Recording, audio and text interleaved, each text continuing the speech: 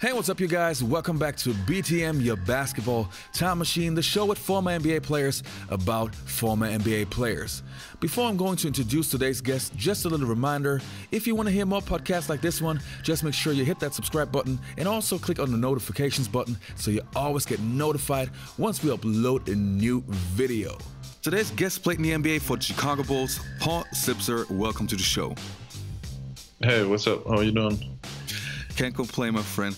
Paul, you are a German basketball player who made the impossible possible. You are one of the few guys who actually made it playing in the NBA. Who was the player that inspired you the most in your younger days as a child? I would say I picked a lot of stuff up from different players, but just to name one like role model kind of players, definitely LeBron James. Like his intensity, how he reads the game. Of course, like his body is just perfect for the game, so that makes a lot of stuff easier. But yeah, he's just incredible. Okay. So would you say that he was your idol? Yeah, could say so. All right.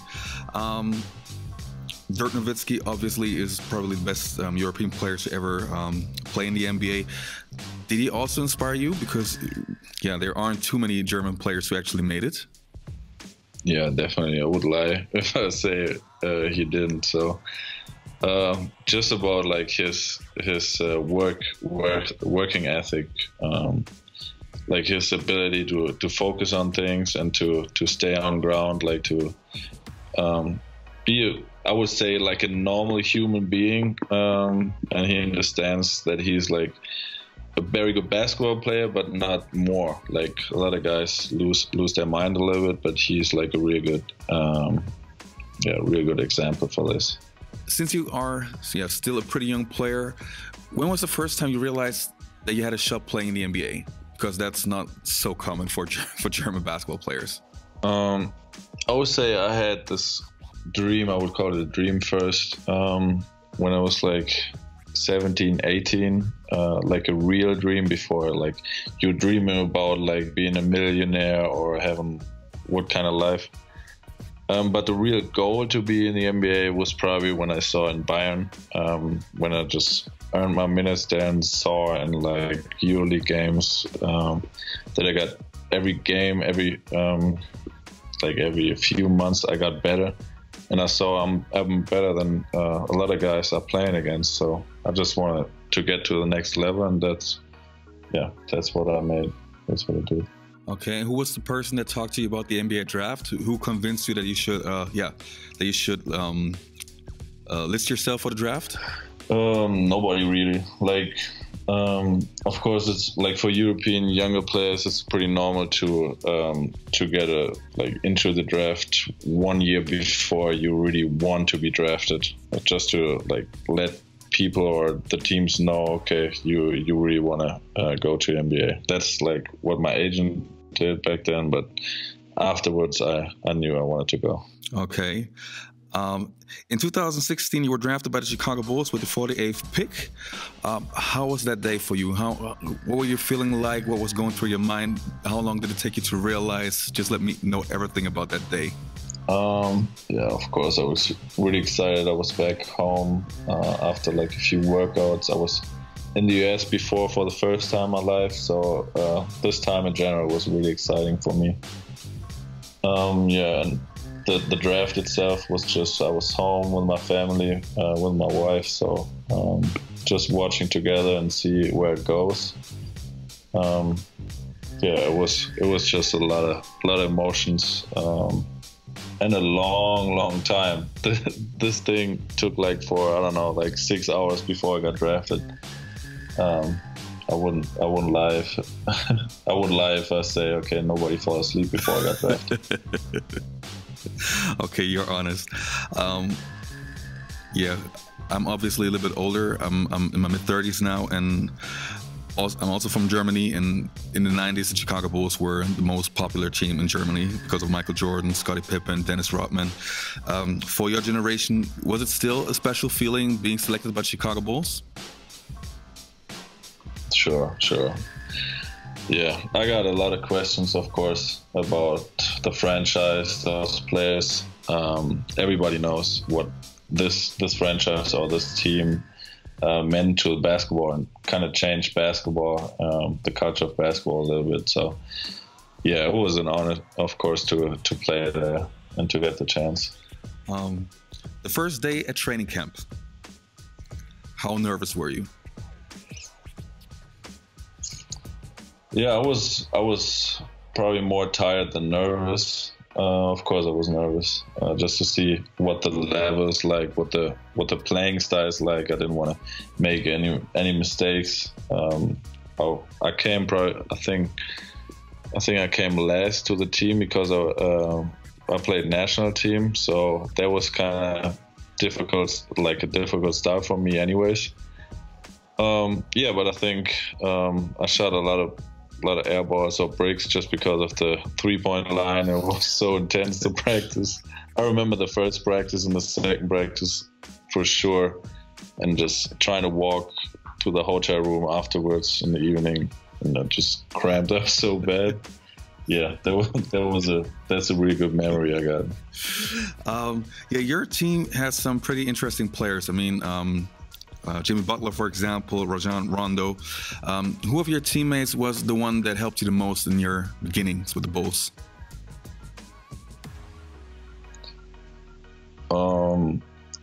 At the beginning of playing or coming to the team? Because there was a lot of time between.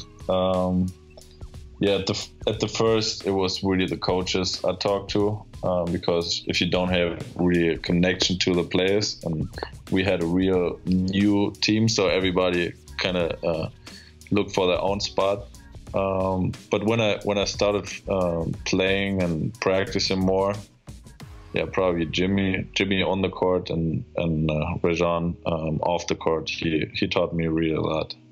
I think a couple of former 80s and 90s Chicago Bulls working in the front office, like John Paxson, for example. So did you also meet some of the Bulls legends, like, for example, Scottie Pippen, B.J. Armstrong, Horace Grant, or any of the guys from the 90s? Yeah, few showed up, of course.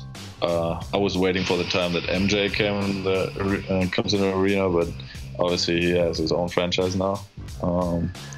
Scotty was there a few times. Kukoc, Tony Kukoc was there a lot of times, and he talked with me a lot especially in the first season, about my playing style, how he thinks I should play the game, and I think starting to realize now even more what he was talking about.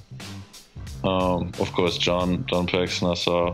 A lot of guys were in the arena to show up. Okay. What exactly did Tony Kukoc recommend to you? What did he suggest concerning your playing style? Obviously, when I came to the league, I wanted to defend, shoot open shots, and just to have the intensity to help the team win. And he kind of thought, or he saw me playing a bigger role, and I didn't really like the idea at the moment, just because it was so new and I was so unsure of few things, and I didn't trust my shot in the first season like I do now, or in the second year, because I worked especially in that summer in between those years a lot of my shot. Yeah, and he thought the more I take advantage of playing with those guys, meaning to attack offensively, the more I get like the trust of like Jimmy, Wade, or Rana. Okay, interesting. Another thing I wanted to ask you, your number 16. Is there a special meaning behind that number, or is it because in Germany, as youth players, you start with low numbers? 16 is not a special number. I took that in Bayern just because, a kind of big game for our second team in Heidelberg. I had a big game there, and I forgot my jersey, so I had to wear like a different number, which was a 16. So And you're Yeah, stuck and with it. every number I wanted to take in Bayern, which is like 9 or 21, they were just all gone. So I thought, okay, let's do 16%. Okay, what's the reason behind number 9? I'm just asking because I also wore number 9. I don't know, just like the shape of it, maybe. I had number 9 since I started playing basketball. I wanted to have number 9 in football. Sorry for the American guys, soccer. For a long time, but I wasn't good enough. Okay. Well, I wore number 9 because Michael Jordan wore number 9 in the Olympic Games in '92. Yeah. And when I was still playing, so long time ago, as a youth player in Germany, there were only numbers 4 to 15. Nothing. It was impossible to have a higher number. But number 9, good choice, my friend. That number 16 was free at that game, just because it was for reserves or whatever. Ah, okay. Your rookie season. You're starting off slow, but more and more during the season, you're gaining more confidence, and you're even starting. What was the experience like for your first time walking into the United Center and having that announcement with number 16, Paul Zipser? What was that feeling like? I don't remember, to be honest, the first game I started. I remember the first game I started in general, but not in the United Center. But of course, if you hear your name and like it's a special like kind of event for the starting lineup, yeah, it was pretty cool. Pretty cool, man. Oh, I'm so jealous. And especially like this kind of like intro the Bulls have, like with their music, but everybody knows. Yeah, the Heidelberg team always played the same music and still do so. I kind of grew up hearing that music and thought, okay, the original one is in Chicago, so for me that was like even more special. Okay, but we have to be honest, Paul, since we're both German. In Germany, like every 5th basketball team has that music as intro, even on soccer. No. I hope not. Yeah, as I already mentioned, your season got better and better, and the two of us we met in the summer, and I remember telling you that I thought that you would have a breakout season, the season prior, your second season, but because of chemistry reasons, your team didn't go the way it should, and you also had a hard time during the second season. Now, with having a year to look back, how do you feel about your second season? It was a mess, I would say. Like, we started off with team internal things, which were really bad for us, I think. Then, yeah, the rotation, the kind of players we didn't get a real good chemistry going. I never had that before in a team like this, so that was a new feeling for me. I had high expectations of myself. I worked a lot. Obviously, I had my foot problems the whole time, so that kind of got me out of focus a few times in the season. So, yeah, it was just a lot of things happening. A really bad season. How tough is it for you as an athlete, being injured seriously and having to fight your way back? I mean, you couldn't touch a ball for such a long time. I remember seeing in the summer, you couldn't walk properly. How tough is it, not only physically, but also mentally, to keep focused and to motivate yourself to keep going? How difficult is it? Just because I had an injury before, which took like 6 months on my knee, that was really different, because I had like one injury and you took every step forward, like little steps forward for 6 months, and then you just know, okay, now the knee is perfect and I can play normally. But with this kind of injury, like overworked stress fracture, stress reaction things, it's like you have to always step back, step forward. It's not like one target you got. That really made it difficult for me, I think. And of course, I kind of forgot the timeline. There was like no real timeline before before the recovery started. But like I had some like dates in my head, which I missed this one, then I missed this one, then I thought, okay, now I can't do this for 2 weeks, but before everything started, I wanted to be back on the court right now. Yeah, there was a not a happy time for me. Yeah, you were going through a couple of tough months, let's call it that way. I remember you didn't get a contract right away from an NBA team because of your injury, probably.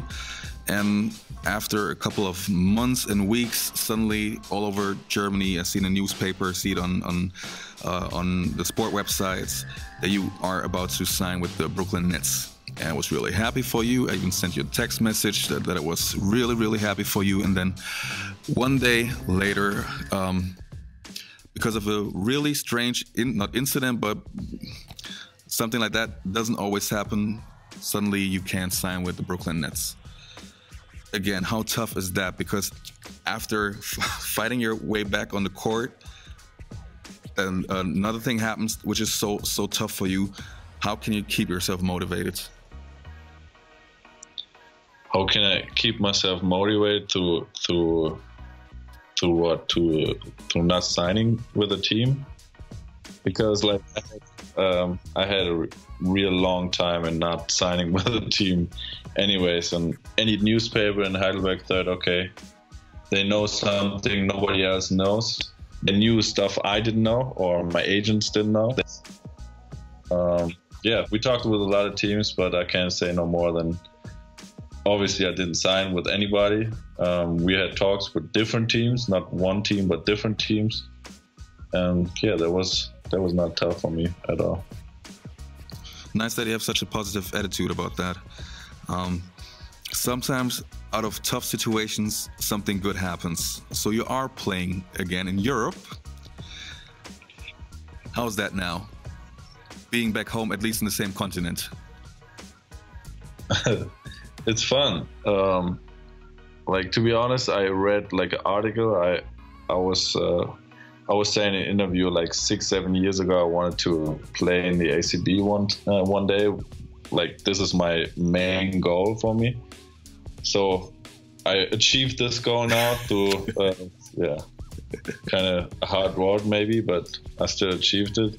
And it's a really, really good league, I think, especially this kind of rhythm of games, just one game a week.